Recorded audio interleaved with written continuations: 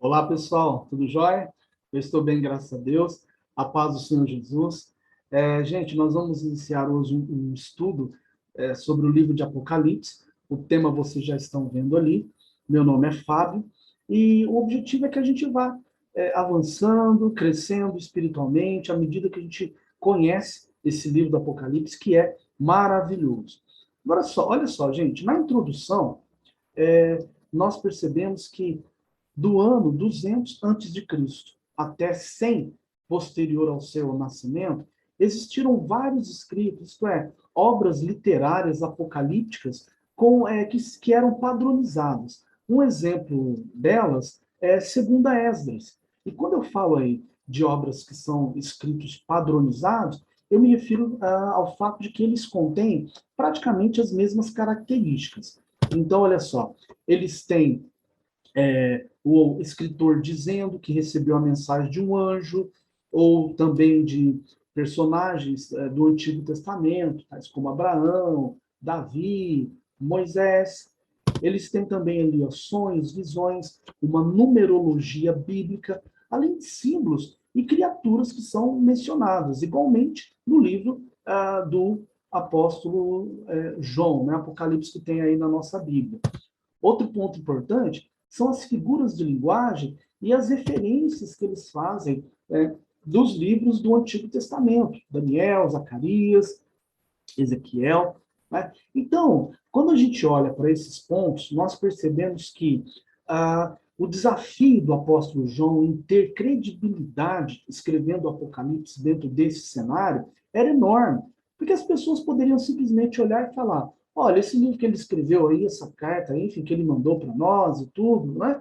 É simplesmente mais um como outros que já surgiram aí. Será que é de Deus mesmo? Será que foi inspirada por Deus?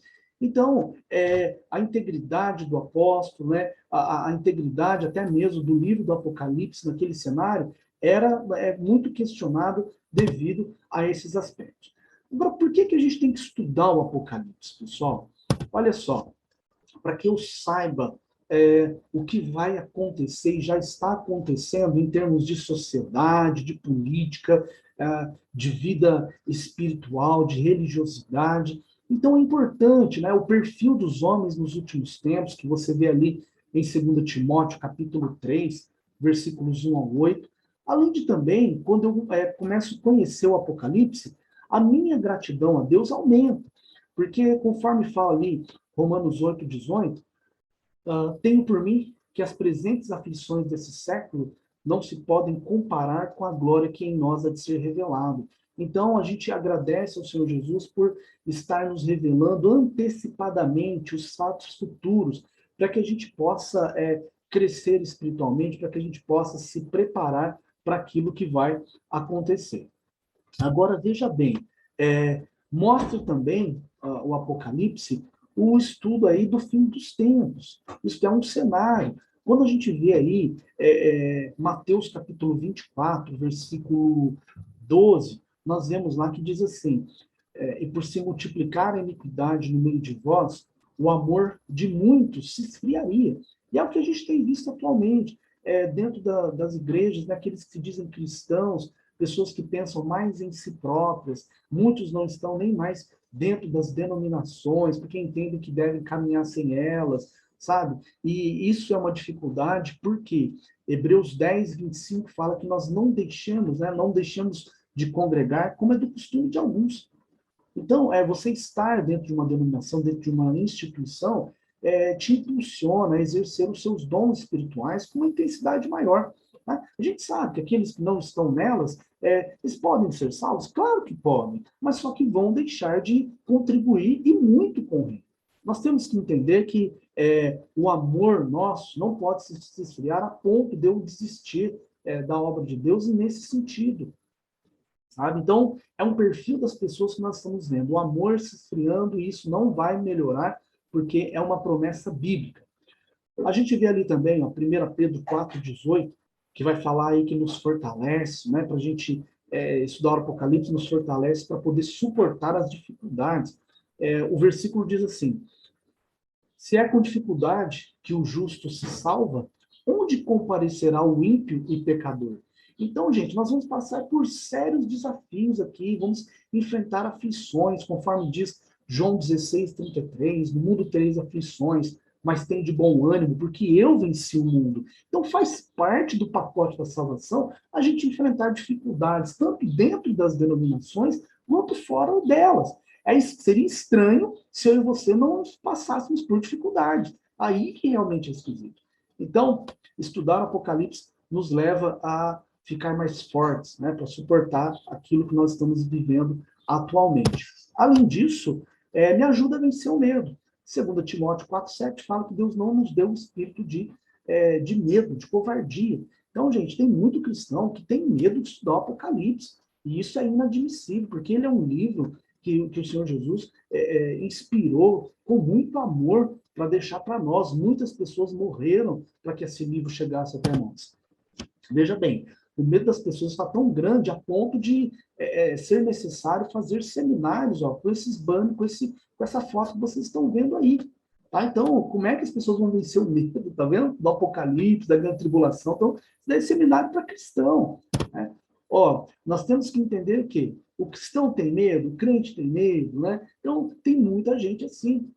Pessoas já vieram conversar comigo falando que não leem o livro do Apocalipse, que tem medo devido às coisas que são relatadas lá. Tá?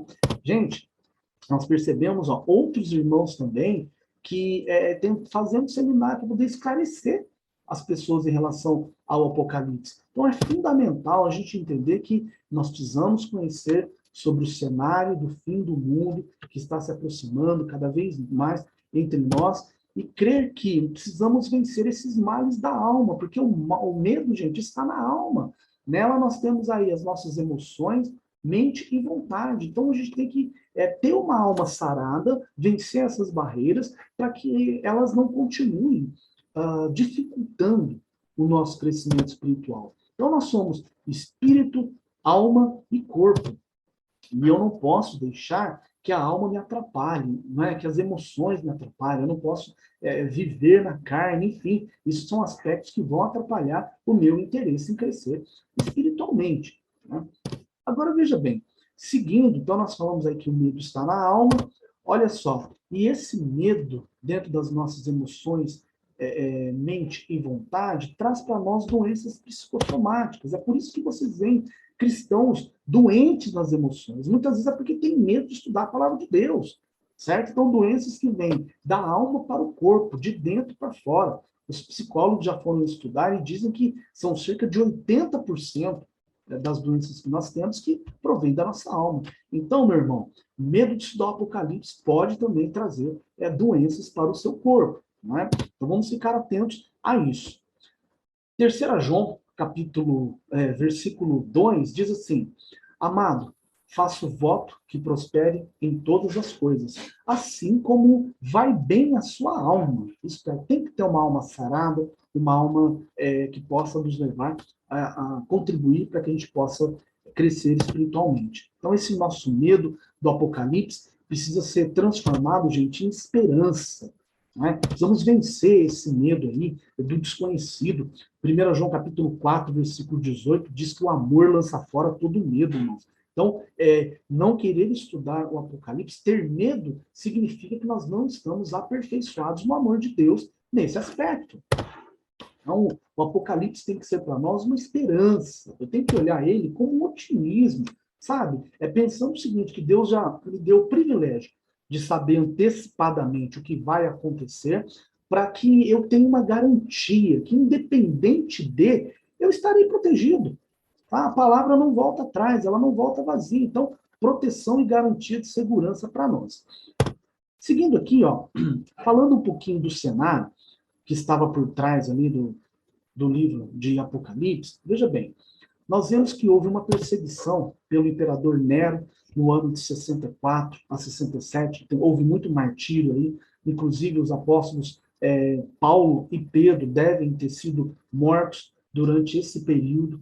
As pessoas eram crucificadas, eram jogadas para as feras, e esse Nero era um homem tão terrível que ele ria dos gritos dos cristãos morrendo.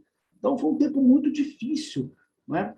Depois houve também uma segunda perseguição pelo Domiciano, nesse período que você está vendo aí, houve a morte de muitos cristãos, eles eram torturados, e o apóstolo João estava aí nesse cenário com esse desafio de escrever o Apocalipse, que foi escrito aí no período em torno do ano de 96, não é? Ele morreu em 100 depois de Cristo, então cremos que deve ter sido próximo dessa data aí, 96 ou 95. Né? Depois a gente tem, Trajano, no ano 98, que queria aí destruir de fato a fé mesmo. Aqui a situação se dificulta um pouco mais, porque tinha muita corrupção dentro da igreja, muita apostasia, enfim, a vida espiritual estava de fato esfriando nesse cenário aí. Então, pessoal, a gente percebe que não era fácil viver nesse contexto de escrever o Apocalipse. Né? Daí, a gente vê, por exemplo, você pega esse imperador Domiciano, você vê que era uma cultura da época, o imperador fazer uma imagem dele nas moedas. Né? Então, aí a gente vê 3 pessoas ajoelhadas cultuando esse imperador, que era uma cultura que havia naquele cenário. O imperador era considerado como um deus, sabe? Eles tinham que cultuar. Quem não cultuasse, morria. Então, de fato, um desafio enorme. Hoje nós estamos tranquilos, vamos dizer assim, aqui no Brasil, porque nada disso é imposto para nós. Falando do livro, olha só, então a gente já sabe que o escritor é João, tem a data aproximada aí, mais alguns dados de capítulos e versículos. Agora, conforme eu falei antes, esse livro que foi escrito por João, ele tem visões, tem símbolos, tem a numerologia, mas referências ao Antigo Testamento, que era um padrão usado naquele cenário. Mas a gente tem que crer que, apesar de números, visões, numerologia, enfim, toda a escritura, gente, é divinamente inspirada e apta para ensinar, corrigir, repreender e instruir em justiça, né? Todos aqueles que se aproximam para poder conhecê-la. Então, mesmo tendo diversas outras literaturas, o livro de Apocalipse tendo símbolos, tendo numerologia e visões, nós temos que crer que ele foi inspirado por Deus e escrito pelo homem. Quando a gente verifica ali, Apocalipse capítulo 1, versículo 9, nós percebemos que João estava na ilha de Patmos, quando ele teve a visão para escrever esse livro. Então, você vê lá no versículo que fala, eu achei-me, eu estava lá. Tá? Só que a tradição cristã fala o seguinte, que ele teve as visões até em Patmos, que era uma ilha, né, vulcânica, que ele estava exilado, porém, Apocalipse capítulo 10, versículo 11, diz que ele importava que ele ainda profetizasse para outros povos, línguas e nações. Então, o que aconteceu? Segundo a tradição cristã, ele teria saído de Patmos e no ano de 96 escrito o livro do Apocalipse da cidade de Éfeso, que ficava naquela região. E aí a gente percebe um pouco mais do contexto que eles tinham uma fé voltada para uma volta imediata de Jesus, porque eles estavam sendo muito perseguidos, estavam sofrendo demais, muitos cristãos morrendo. Então eles pensavam, olha, é o que Jesus falou lá, nossa, vai voltar logo e a gente precisa nos preparar. Além disso, na ilha de Patmos, as pessoas tinham um trabalho forçado, sabe? Tinha muita perseguição. E aí, o que eu falei com vocês, questão do culto ao imperador, era muito complicado viver lá. Dentro disso aqui, gente, eu indico para vocês um livro não, aliás, um filme chamado Apocalipse de João, que vai mostrar ele lá na ilha de Patmos. Aí nós vamos ter uma ideia de como era a vida ali. Já bem, você tem ali as 7 cidades das igrejas do Apocalipse. Aí nós temos a ilha de Patmos, você percebe que ela está, né, mais próximo de Éfeso, então o apóstolo João teria saído dali e ido ficar um tempo em Éfeso. E aí, o que nós temos no livro, pessoal? Que João, no capítulo 1, está lá as coisas que ele viu e a visão que teve. Depois dos capítulos 2 e 3, a gente percebe a situação das igrejas, a realidade que estava acontecendo naquele momento, e também aquelas igrejas elas seriam uma prefiguração, ou seja, sombra das igrejas que viriam futuramente. E, por fim, capítulos 4 ao 22, a gente vai ver aí o futuro, isto é, o que vai acontecer depois do arrebatamento da igreja. Então, olha aí, falando do livro, a gente vê que a palavra Apocalipse é uma transliteração da palavra grega Apocalipsis.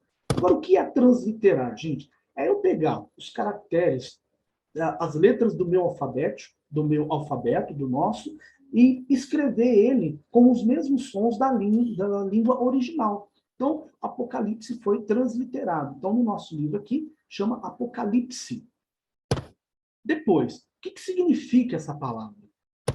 Olha lá, uma revelação, tá vendo? Então, o que Deus quer fazer é o quê? É descortinar, é desvendar, ou seja, deixar claro para nós aquilo que iria acontecer. Assim como ele quis também descortinar, quando ele usou o profeta Isaías lá atrás, para muita gente que viria um Salvador lá na frente. Então, Deus está sempre descortinando fatos, sempre revelando para nós. Então, é como você está vendo ali, ó, abrir a cortina para que todos vejam o que está encoberto.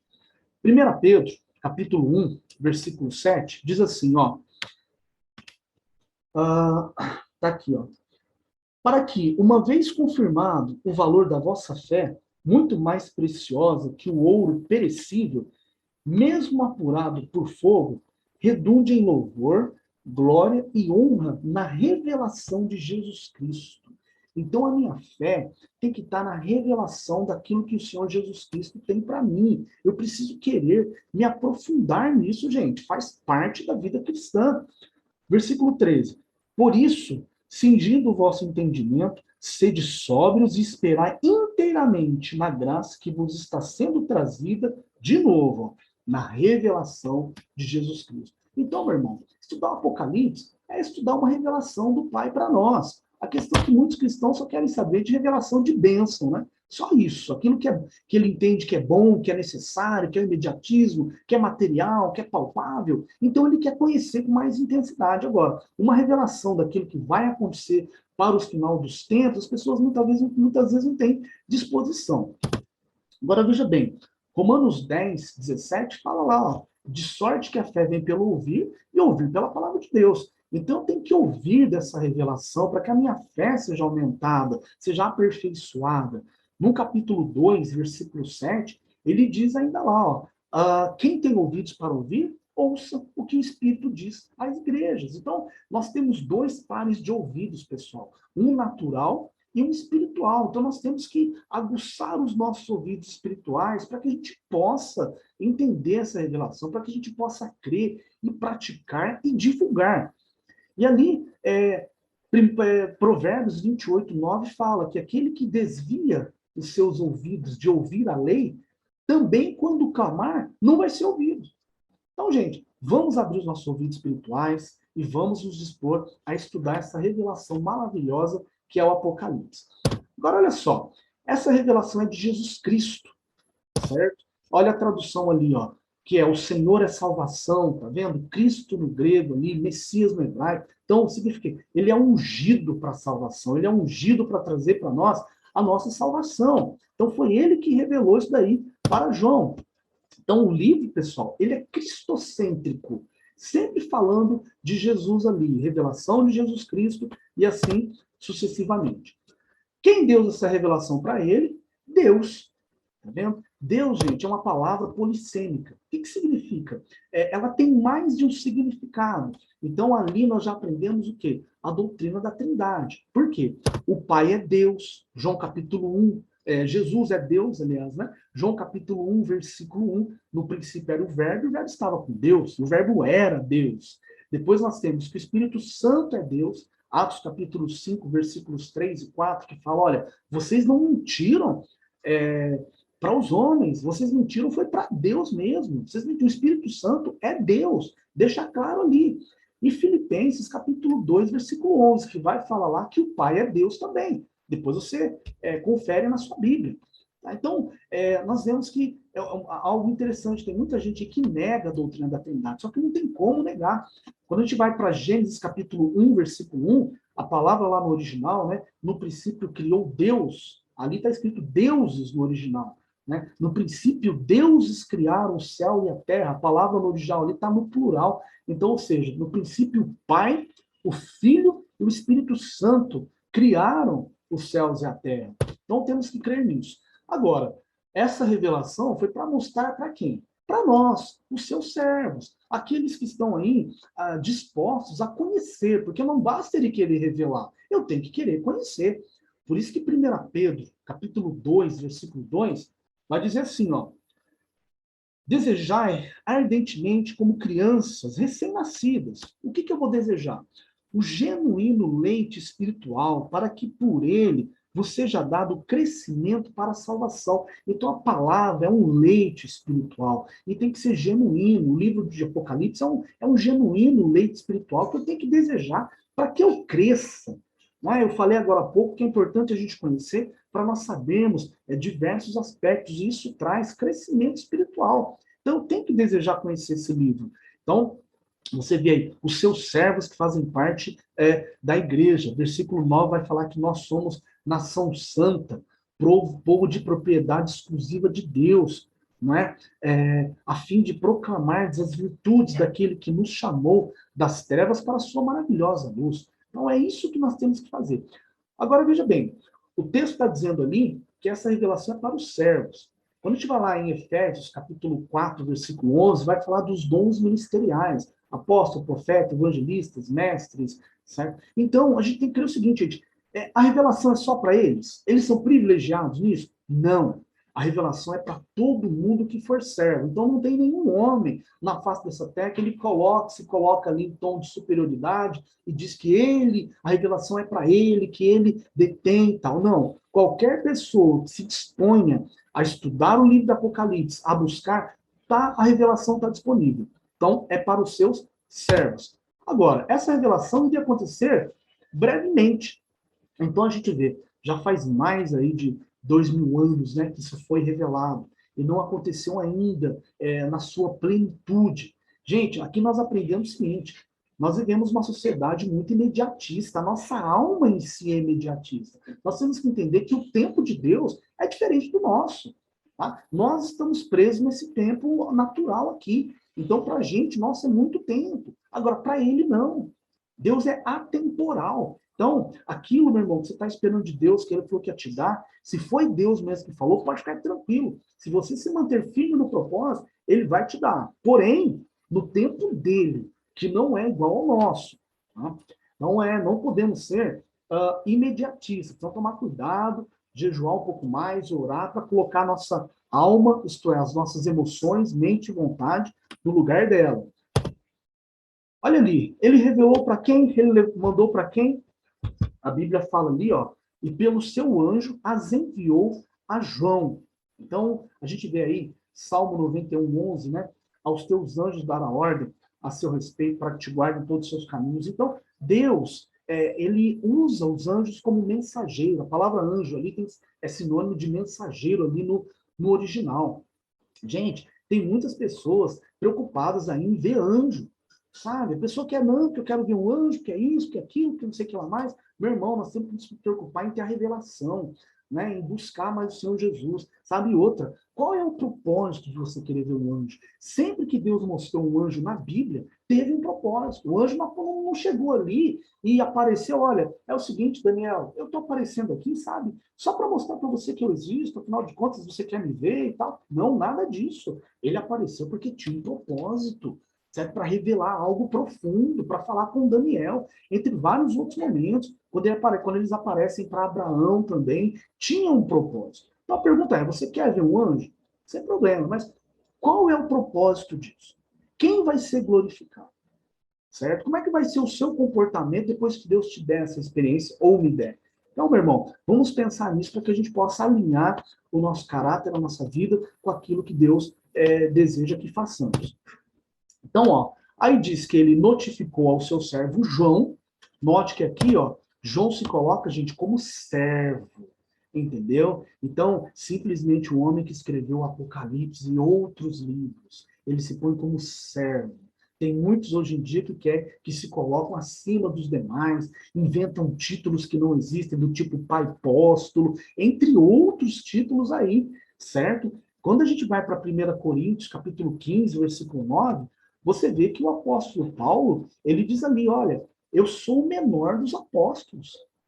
certo? Eu não sou digno de ser chamado apóstolo, eu sou o menor deles. E a palavrinha menor ali no texto original grego significa menos do que o mínimo. Então, o homem que escreveu 13 livros do Novo Testamento está se colocando na condição de menos que o mínimo. O outro ali, o João, que escreveu Apocalipse, entre outros livros também, ele se coloca como servo. Né? Então, tem muitos que estão se colocando num patamar muito elevado. Romanos capítulo 12, no versículo 3, diz que a gente tem que pensar e crer, né, de acordo com a medida da fé que Deus repartiu a cada um. Então, eu não posso pensar de mim mais do que aquilo que eu sou. Está escrito aqui, ó, Romanos 12, 3. Ó. Porque pela graça que me foi dada, digo a cada um dentre vós que não pense de si mesmo além do que convém. Antes, pense com moderação, segundo a medida da fé que Deus repartiu para cada um. Então, o que nós estamos pensando de nós mesmos? Será que a gente não está se achando muito, não, irmãos? A alma tem uma tendência a querer se achar, viu? Querer se sentir melhor do que os outros. E a gente tem 1 Coríntios 8, 2, que diz que aquele que pensa saber alguma coisa ainda não sabe como convém. Então, resumindo, meus irmãos, nós somos todos servos, temos que ter coração de servos para poder compreender o livro de Apocalipse, temos que ter humildade como esses homens tiveram. Né? Então, o livro de Apocalipse é Deus revelando, né, para Jesus Cristo, que mandou por um anjo que notificou a João que era para falar para nós, os servos dele, a igreja. Isso que é o livro de Apocalipse. Então, vamos colocar em perspectiva o desejo de conhecer mais esse livro, né, para que a gente possa crescer espiritualmente. Agora, olha aí, eu encerro deixando essas perguntas para nós. Né? A gente deseja, de fato, estudar e conhecer o livro para vencer o medo? Será que não está na hora, você que ainda tem receio de conhecer o Apocalipse, de vencer isso? E dizer, olha, em nome de Jesus, 1 João 4,18 diz que o amor lança fora todo medo, e eu vou enfrentar isso. Então, outra reflexão, como é que está o nosso coração? Sabe? Nós desejamos, de fato, fazer parte desse fim dos tempos, de propagar essa palavra, de, né, nos mantermos firmes para suportar as adversidades. E outro detalhe, você se parece com um servo, meu irmão? Eu me pareço? Ou será que a gente está se colocando numa condição de, eu sou o bambambam bam, bam, e tal, né? Às vezes você não fala, mas você pensa, não é verdade? Enfim, o que falta para a gente melhorar? O que a gente tem que fazer para a mudança de comportamento? Está terminando o ano de 2021 e vamos para 2022. O que você vai fazer diferente para Deus que você não fez esse ano de 2021? Pense nisso em relação à sua vida espiritual, porque nós sabemos que quando chega essa época, as pessoas fazem planos materiais para o ano que vai entrar. E eu não acho isso errado, muito pelo contrário, nós devemos planejar. O nosso cérebro funciona melhor assim. Agora, quais são os seus planos espirituais para 2022? Já parou para pensar nisso? Então, que Deus continue abençoando a sua vida, que todos nós, inclusive eu, possa refletir, né, nesses ensinamentos aqui para que a gente possa crescer. Pessoal, até o próximo vídeo. Que Deus continue abençoando vocês, em nome de Jesus Cristo. Vamos seguindo aí com fé para que a gente possa nos manter fiéis, né, diante de tudo que está acontecendo. Um abraço, gente. Fiquem com Deus.